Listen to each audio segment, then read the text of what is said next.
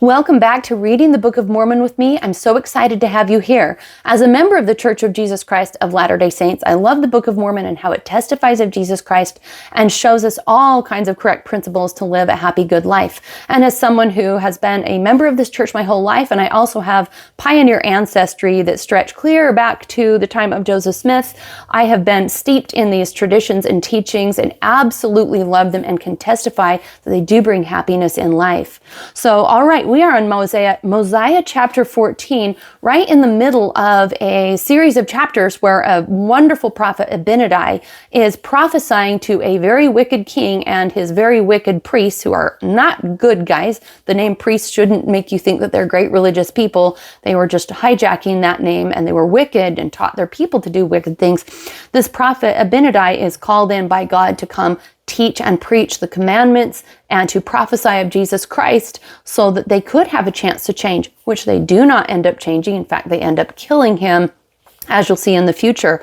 Now, we're several chapters into this whole Abinidah incident, but in this chapter 14, it's a pretty small chapter. This is where Abinidah quotes from Isaiah as he is providing proofs. He's just finished reciting the 10 Commandments to these wicked priests, and now he is providing some additional proofs around the fact that a Messiah, a Christ, will be born, he will come, he will perform an atonement. So he is quoting from, similar to Isaiah 53, he's quoting from those ancient texts that he would have also studied in his religious undertakings. He's quoting to help these priests and this king know that Christ is coming. Again, just providing some additional proofs. And for whatever reason, a stubbornness of heart, these priests don't really understand what he's saying or don't want to take it in. But nonetheless, this kind of short chapter is where he is showcasing Isaiah's teachings. So, in this chapter, he quotes from Isaiah, the Messiah's humiliation and sufferings are set forth, and he makes his soul an offering for sin and makes intercession for transgressors. So again, this is Isaiah teaching King Noah and his priests the words of Isaiah as an additional proof that the Messiah will come, that Jesus Christ will be born and perform the atonement. This is another chapter that is a great moment where the Book of Mormon is indeed not only in many sideways ways, but in a very direct way, another testament of Jesus Christ. Okay, verse 1. Yea, even doth not Isaiah say, who hath believed our report, and to whom is the arm of the Lord revealed? For he shall grow up before him as a tender plant, and as a root out of dry ground. He hath no form nor comeliness when we shall see him, and there is no beauty that we should desire him. He is despised and rejected of men, a man of sorrows and acquainted with grief, and we hid, as it were, our faces from him. And he was despised, and we esteemed him not. Surely he has borne our griefs and carried our sorrows, yet we did esteem him stricken, smitten of God, and afflicted. So we'll just pause there. There's so many rich descriptors of the Savior. He indeed was despised and rejected of man. He had a life full of sorrows. He was not popular. He was not genuinely and universally beloved. He indeed bore griefs, and he was stricken and smitten of God, if you think about what he went through with his atonement. All right, verse 5. He was wounded for our transgressions. He was bruised for our iniquities. The chastisement of our peace was upon him, and with his stripes we are healed. So this is very directly speaking of the Savior. And of course, Isaiah speaking in this poetic way, he's speaking as if it's past tense, but it's really future tense. So he will be wounded for our transgressions. He will be bruised for our iniquities. And by his stripes, we will be healed. So all of him taking upon us our sins upon him, and then undergoing the death that he underwent, that was his performance of the atonement. And that is what opens that portal to healing for us.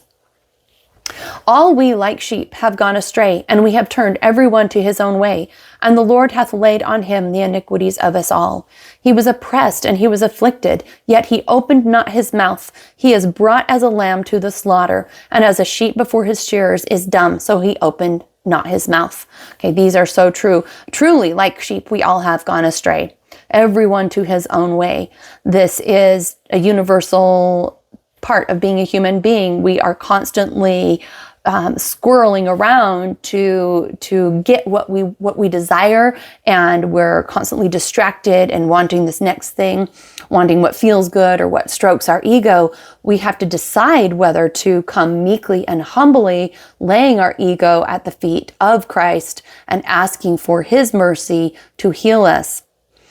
I also like how it says that he opened not his mouth, and he is dumb as he is brought as a lamb to the slaughter, as a sheep before a shearer is dumb. Because that is, of course, what happened when he stood before Pilate and he's interviewed and Christ doesn't say anything. There was nothing for him to say. Anything he said would be held against him. He'd already made all the pronouncements he was going to make, and he didn't have any intention of even trying to save his life. So he just was meekly and humbly silent in the face of all these accusations and all the political and social upheaval that resulted in him being in front of Pilate that fateful day. All right, verse 8.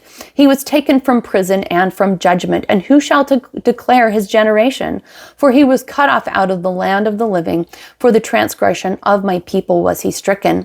And he made his grave with the wicked and the rich in his death, because he hath done no evil, neither was any deceit in his mouth. And indeed there was no deceit in Jesus Christ's mouth. He never said anything, but was calculated to be helpful, kind, loving, to teach wisdom.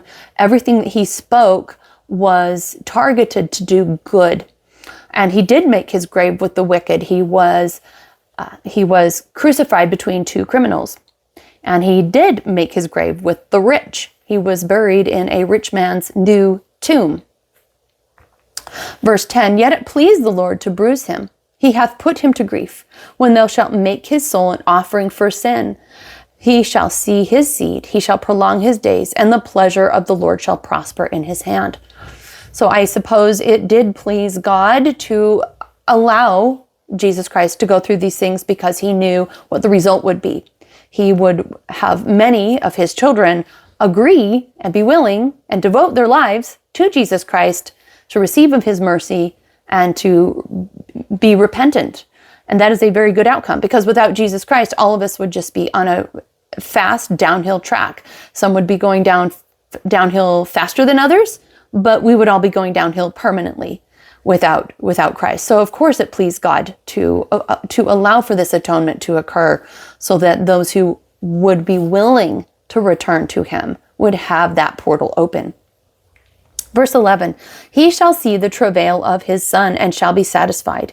By his knowledge shall my righteous servant justify many, for he shall bear their iniquities.